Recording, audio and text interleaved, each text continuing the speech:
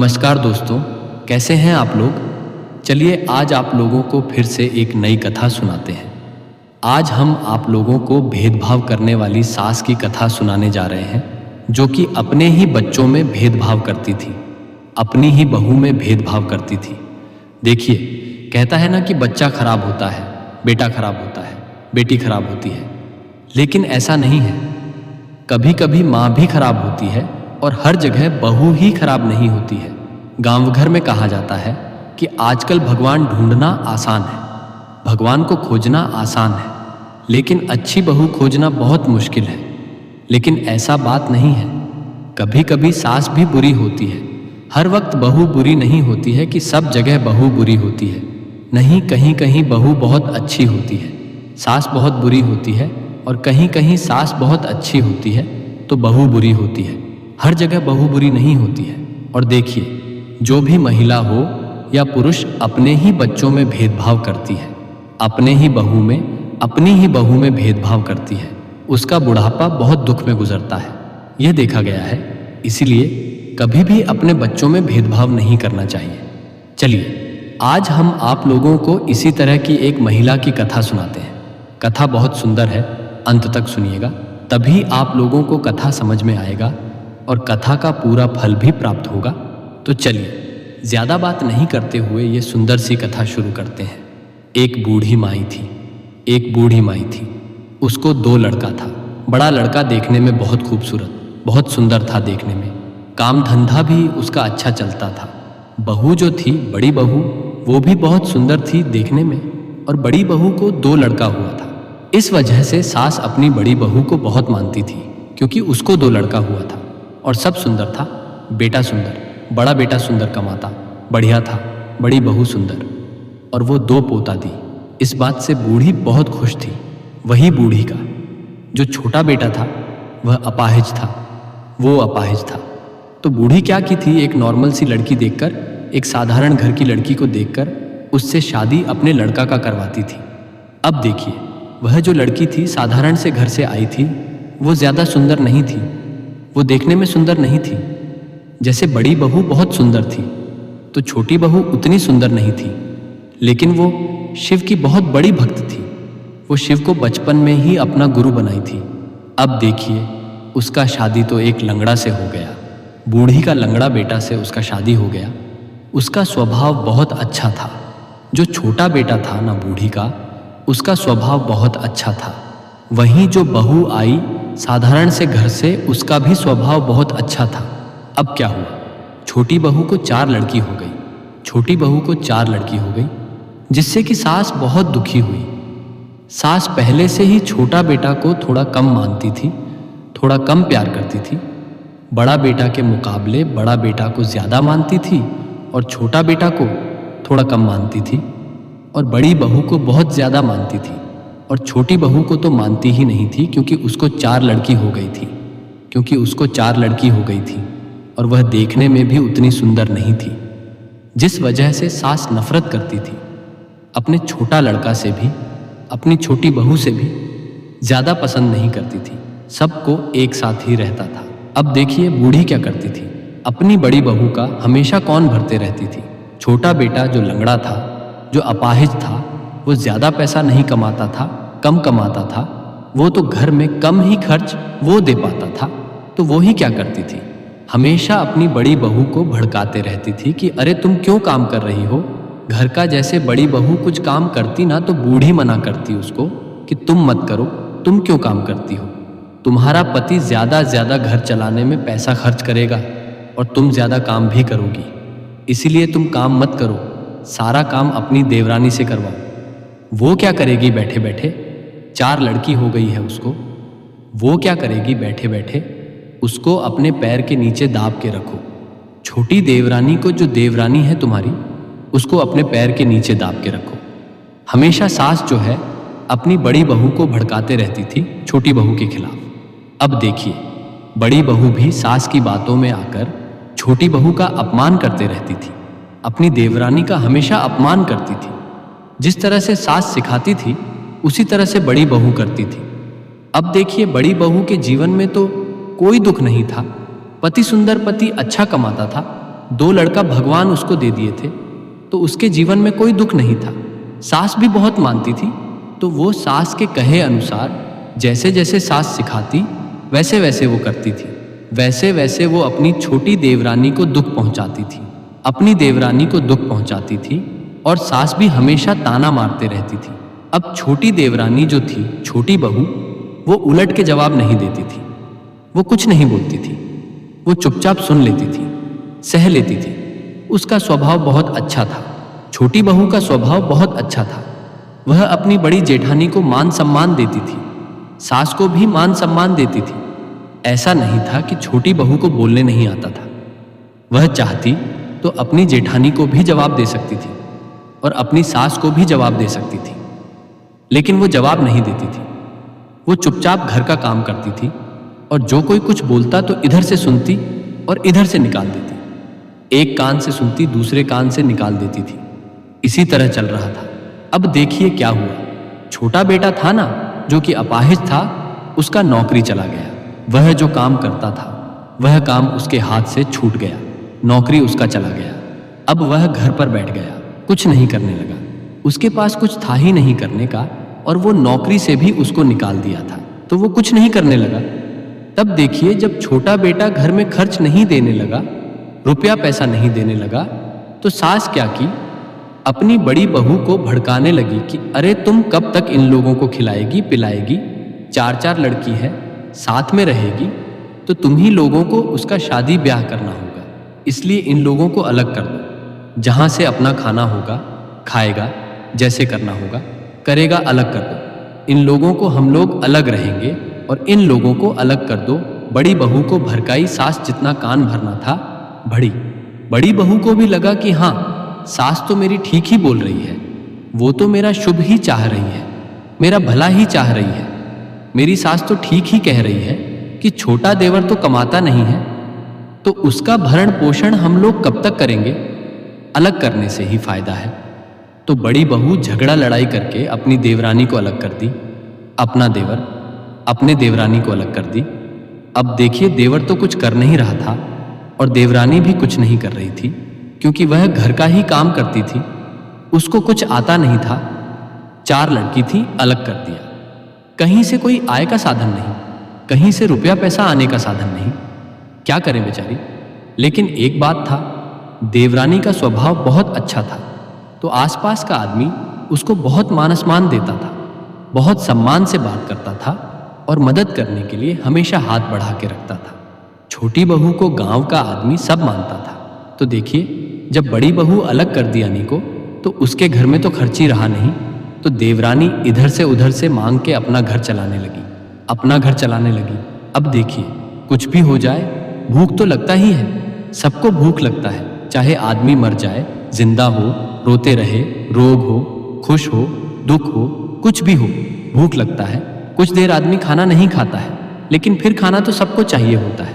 तो छोटी बहू इधर से उधर से मांगकर अपना घर चला रही थी। एक दिन छोटी बहू गई जंगल लकड़ी लाने के लिए कि जलावन लाएंगे तभी तो जलाएंगे, जलावन खरीदने जाएंगे तो पैसा लगेगा, जंगल से लकड़ी ले आएंगे तो पैसा नहीं लगेगा। अब देखिए, जिसके पास पैसा नहीं रहता है उसी के समझ में आता है कि पैसा क्या चीज़ होता है। जिसके पास पैसा रहता है उसके लिए तो कुछ नहीं है। वह बोलेगा अरे क्या दिक्कत है, कोई दिक्कत नहीं है, ले लेंगे, दे लेंगे, कर लेंगे। लेकिन जिसके पास नहीं रहता है वह समझता है कि पैसा क्या चीज़ होता है।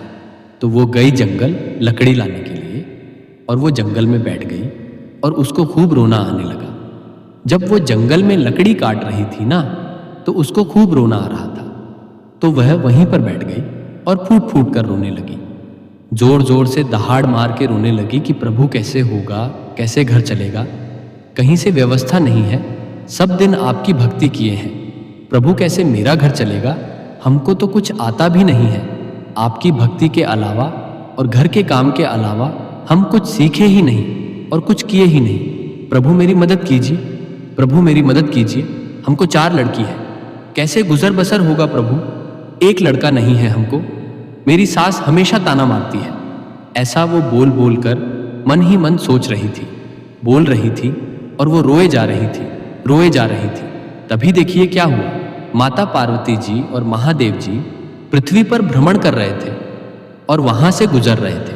माता पार्वती जी और महादेव जी जब वहां से गुजर रहे थे तब माता का नजर उस पर पड़ गया। माता देखी कि एक औरत रो रही है दहाड़ मार के। तब वह महादेव जी से कहती है कि प्रभु देखिए एक औरत कितना रो रही है, उसको क्या हो गया है। तब महादेव जी कहते हैं कि वो जो रो रही है ना, वो मेरी पक्कम पक्की भक्त है, वो मेरी बहुत बड़ी भक्त है।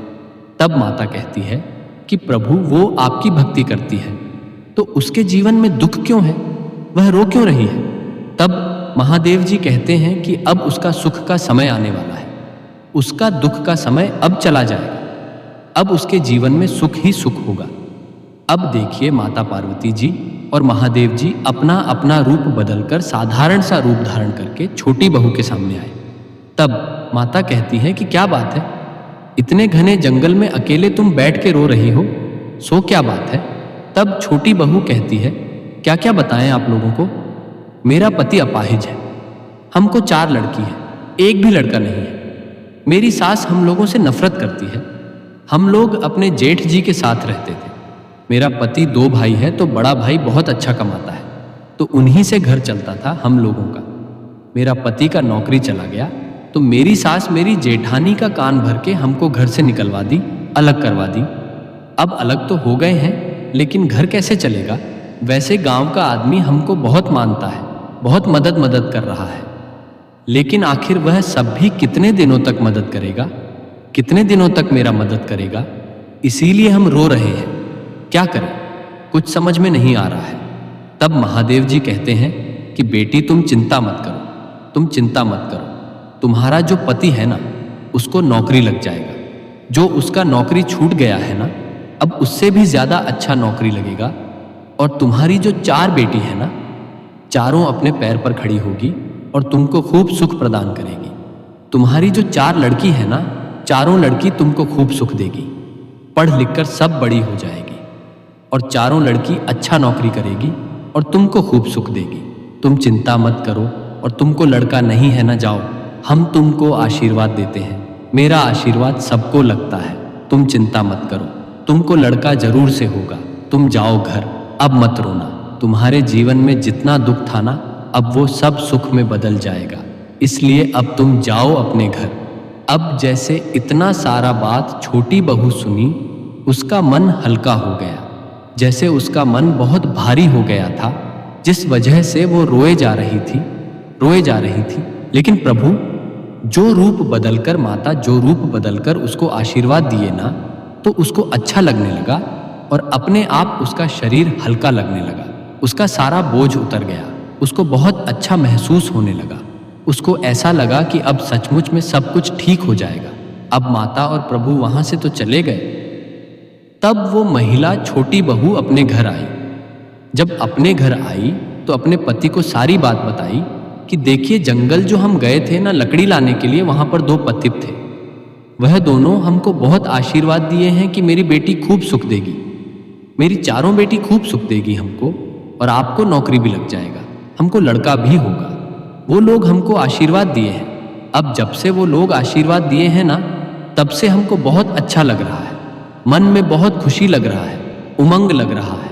जैसे अपनी पत्नी के मुख से यह सब बात सुना छोटा लड़का तो वह बहुत खुश हुआ, बोला ठीक है, ऐसा ही होगा, अगर आशीर्वाद दिए हैं तो जरूर होगा, बस तुम खुश रहा करो, तुम रोया मत करो। उसका पति उसको समझाया। अब देखिए क्या हुआ, अगले दिन ही उसके पति का नौकरी लग गया। प्रभु जो आशीर्वाद दिए थे ना, अगले दिन ही उसके पति का नौकरी लग गया और बहुत अच्छे पद पर नौकरी लगा, बहुत अच्छा, जितना पहले कमाता था ना उससे भी ज्यादा कमाने लगा, बहुत ज्यादा कमाने लगा, बहुत अच्छा पद पर उसको नौकरी लग गया। अब देखिए जब नौकरी लग गया तो छोटी बहू का स्थिति ठीक होने लगा, छोटी बहू का स्थिति ठीक होने लगा। चारों लड़की स्कूल जाने लगी, पढ़ने लगी और छोटी बहू को लड़का भी हुआ। इसका जीवन बहुत सुख में अब बीतने लगा, छोटी बहू का जीवन बहुत सुख में बीतने लगा। अब देखिए इधर क्या हुआ, जब से देवरानी को घर से निकाली ना जेठानी, तब से उसका पति का बिजनेस ठीक नहीं चलने लगा, उसका काम ठीक नहीं चलने लगा, उसको घाटा पे घाटा लगने लगा, दिन प्रतिदिन घाटा पे घाटा लगने लगा, नुकसान होने लगा, उसका स्थिति खराब होने लगा। वहीं छोटी बहू का स्थिति अच्छा होने लगा और बड़ी बहू का स्थिति खराब होने लगा। बड़ी बहू का जो 2 लड़का था ना, दोनों बिगड़ने लगा। दोनों लड़का अपने माता पिता का कहना नहीं मानता था, ना ही पढ़ता था और लिखता था, ना ही अपनी दादी का आदर करता था, क्योंकि दोनों लड़का को सब कोई बहुत प्यार करता था। उसकी माँ दोनों लड़का की जो माँ थी, दादी थी, उसके पिताजी थे, बहुत मानते थे, बहुत लाड करते थे, क्योंकि वो लड़का था। उसके गलत बात पे, सही बात पे हमेशा हाँ में हाँ करते रहता था। सब कोई उसका गलत मांग होता था वह भी पूरा करता था। उसका हमेशा जो गलत जिद रहता था उसको भी पूरा किया जाता था, जिस वजह से दोनों लड़का बिगड़ गया था। दोनों लड़का किसी का कहना नहीं मानता था, ना ही पढ़ता था, लिखता था। और इधर जो छोटी देवरानी थी ना, जिसकी 4 लड़की थी, चारों लड़की पढ़ लिख कर अच्छा कमाने लगी, अच्छे पद पर नौकरी लग गया। और इधर दोनों लड़का नालायक निकला। देखिए, धीरे धीरे ऐसा हुआ कि बड़ी बहू अन्न के लिए तरसने लगी, दाने दाने के लिए मोहताज होने लगी। तब सास देखिए क्या सिखाती है अपनी बड़ी बहू को कि बहू एक काम करो, तुम उसके दरवाजे, अपनी देवरानी के दरवाजे रोज कूड़ा फेंक दिया करो, रोज गंदा फेंक दिया करो। उसका दरवाज़ा गंदा रहेगा ना तो उसके घर में लक्ष्मी जी नहीं आएगी। जो उसके घर में लक्ष्मी जी का वास हो गया है ना, रोज उसके घर में कूड़ा फेंका करो, रोज गंदा पानी फेंका करो। तो बड़ी जेठानी जो थी, जो जेठानी, वो अपनी सास का तो कहना मानती ही थी। वो उसी तरह कूड़ा फेंक देती अपनी देवरानी के घर, गंदा पानी, झूठा पानी फेंक देती थी दरवाजे पर। अब देवरानी देखती थी कि हम इतना साफ सफाई करते हैं, फिर भी कौन कूड़ा फेंक देता है, कौन झूठा फेंक देता है। धीरे धीरे पता चला, देवरानी को धीरे धीरे पता चला। लेकिन देवरानी लड़ने के लिए नहीं गई। देवरानी कुछ नहीं बोली अपनी जेठानी को, ना ही अपनी सास को। देखिए, जो नहीं लड़ता है ना, जो नहीं बोलता है, उसका हिसाब परमात्मा करता है, उसका हिसाब परमात्मा करता है। जो लड़ लेता है उसका हिसाब तो पूरा हो जाता है, लेकिन जो दम साध लेता है, जो सीधा इंसान, सच्चा इंसान को कोई सताता है ना, तो उसका हिसाब परमात्मा करते हैं। तो वही हुआ बड़ी जेठानी के साथ, सास के साथ। वह लोग दाने दाने के लिए तरसने लगा। अब घर में अनाज नहीं था पकाने के लिए, क्या पकाए और क्या खाए। गांव वाला सब भी उसको उतना पसंद नहीं करता था। अब क्या करें। अब देखिए, एक दिन जेठानी बैठी हुई थी और बैठे बैठे वो सोच रही थी कि मेरा जीवन तो कितनी अच्छी तरह से बीत रहा था, कोई चीज़ का कमी नहीं था। जब देवरानी मेरे साथ रहती थी तो कितना इस घर में खुशहाली था, हर चीज़ भरा हुआ था। मेरे पति का काम अच्छा चल रहा था, सब कुछ अच्छा हो रहा था, सब कुछ अच्छा हो रहा था। लेकिन जब से हम अपनी देवरानी को घर से निकाले हैं, तब से मेरा स्थिति बिगड़ने लगा है और बिगड़ गया। सब कुछ खत्म हो गया। आज दाने दाने के लिए मोहताज हो गए हैं। उसको धीरे धीरे ज्ञान हुआ, उसको धीरे धीरे ज्ञान हुआ। जब अकेले में बैठकर सोची, अपने अंतर्मन से देखिए, मन कभी झूठ नहीं बोलता है, मन कभी झूठ नहीं बोलता है। जब कभी कुछ गलत करने जाइए तो देखिए, अपने मन से पूछिए, तो मन आपको कहेगा कि नहीं ये गलत है, ये गलत है। तो वह शांति से अपने मन से सोच रही थी कि ऐसा कैसे हो गया। तब उसको समझ में आया, उसको ज्ञान हुआ। तब वो गई देवरानी के पास, अपनी देवरानी के पास, बिना सास को बताए गई देवरानी के पास, और देवरानी से माफ़ी मांगने लगी कि तुम हमको माफ़ कर दो। तुमको जब से घर से निकाले हैं ना, देखो मेरा जीवन तहस नहस हो गया है, मेरा सब कुछ बर्बाद हो गया है। मेरा पति का काम नहीं चल रहा है, मेरा बेटा कहना नहीं मानता है, और तुम्हारे जीवन में सब कुछ अच्छा हो रहा है। तुम लोगों बहुत परेशान किए हैं, वो सब हम अपने मन से नहीं किए थे। सब अपनी सास की बातों में आकर तुमको हम इतना परेशान किए, इतना सताए। इसलिए अब तुम हमको माफ़ कर दो, तुम हमको माफ़ कर दो। तब छोटी बहू कहती है कि दीदी आप हमसे माफ़ी मत मांगिए, सब कुछ अच्छा होगा। प्रभु से प्रार्थना कीजिए। हम भी शिव गुरु से प्रार्थना करेंगे आपके लिए कि भैया का काम फिर से चलने लगे, आपका सब कुछ अच्छा होने लगे। जैसा पहले था ना, वैसे अच्छा हो जाएगा। हम शिव गुरु से प्रार्थना करेंगे और आप भी शिव गुरु से प्रार्थना कीजिए। शिव को अपना गुरु बनाइए, देखिए आपका सब कुछ अच्छा होगा। दीदी, किसी के साथ बुरा नहीं करना चाहिए। आप किसी के साथ बुरा नहीं कीजिएगा, देखिएगा आपका सब कुछ अच्छा होगा। और अभी आप चिंता मत कीजिए, आपके घर में हम अनाज भिजवा देंगे, रुपया पैसा भिजवा देंगे, उतना प्रभु हमको दिए हैं, आप चिंता मत कीजिए। छोटी बहू बड़ी बहू के घर अनाज भिजवा दी, रुपया पैसा भिजवा दी। अब बड़ी बहू तो माफी मांगकर अपना घर आ गई। जब सास यह सब देखी कि रुपया पैसा घर में आया, धन आया, अनाज पानी आया और बड़ी बहू माफी मांगने के लिए छोटी बहू के पास गई, तब सास पूरा गुस्साने लगी अपनी बड़ी बहू पे कि तुम क्यों गई माफी मांगने, वो तो छोटी है ना, उसको माफी मांगना चाहिए, तुम क्यों माफी मांगने के लिए गई। तब बड़ी बहू कहती है कि आप चुप रहिए, आप चुप रहिए। आपकी बातों में आकर ही हम देवरानी को इतना परेशान किए और आज मेरा जीवन तहस नहस हो गया, सब कुछ बर्बाद हो गया है। सिर्फ आपके वजह से आपका कहना अगर हम नहीं मानते तो आज मेरे जीवन में भी सब कुछ अच्छा होता। अब मेरे जीवन में भी सब कुछ अच्छा होगा। आप मेरे घर से निकल जाइए, अब हम आपकी सेवा नहीं कर सकेंगे।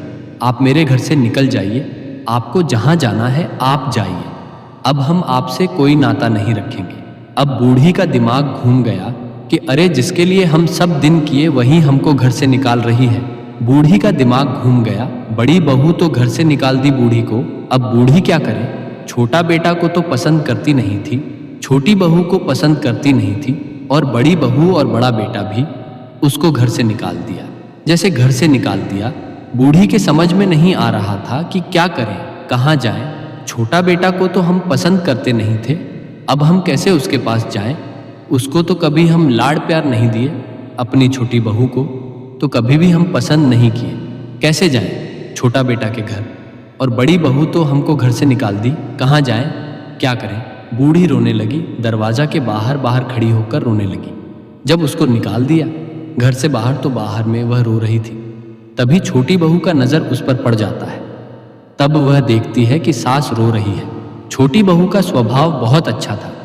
वह दौड़ते हुए अपनी सास के पास आई और कहती है कि सासू माँ, आप क्यों रो रही हैं, क्या हुआ। तब सास कहती है कि बहू, हमको बड़ी बहू घर से निकाल दी, हम क्या करें, कहाँ जाएं। तब छोटी बहू कहती है कि माँ जी, आप मेरे घर चलिए, आप मेरे साथ रहिएगा, मेरे घर में आपको किसी चीज़ की कमी नहीं होगी, हम आपका खूब सेवा करेंगे, आप चिंता मत कीजिए, आप मेरे घर चलिए। अब जैसे छोटी बहू ये बात बोली, बूढ़ी छोटी बहू का पैर पकड़कर रोने लगी कि हमको माफ़ कर दो, हमको माफ़ कर दो, तुम्हारे साथ हम कभी अच्छा नहीं किए, लेकिन तुम फिर भी हमको अपने साथ रखना चाहती हो, अपने घर में रखना चाहती हो। तब छोटी बहू कहती है कि माँ जी, आपको तो सब दिन हम अपनी माँ की तरह माने हैं, आप ही हमको बेटी की तरह नहीं मानती थी। दीदी को सब दिन हम बड़ी बहन की तरह माने हैं और आज भी मानते हैं, इसलिए माँ जी आप चिंता मत कीजिए, आपको किसी चीज़ की कमी नहीं होगी, आप मेरे घर चलिए। तब बूढ़ी को छोटी बहू अपने घर लेकर गई। तो देखिए, यही होता है, यही होता है। इसीलिए कभी भी अपने बच्चों में फ़र्क नहीं करना चाहिए। जो अपने बच्चों में फ़र्क करता है उसका बुढ़ापा अच्छी तरह से नहीं कटता है, उसके जीवन में दुख तो आता ही आता है। तो आशा करते हैं यह कथा आप लोगों को अच्छा लगा होगा। तो चलिए सब बोलिए, जय महादेव, हर हर महादेव, माता पार्वती की जय।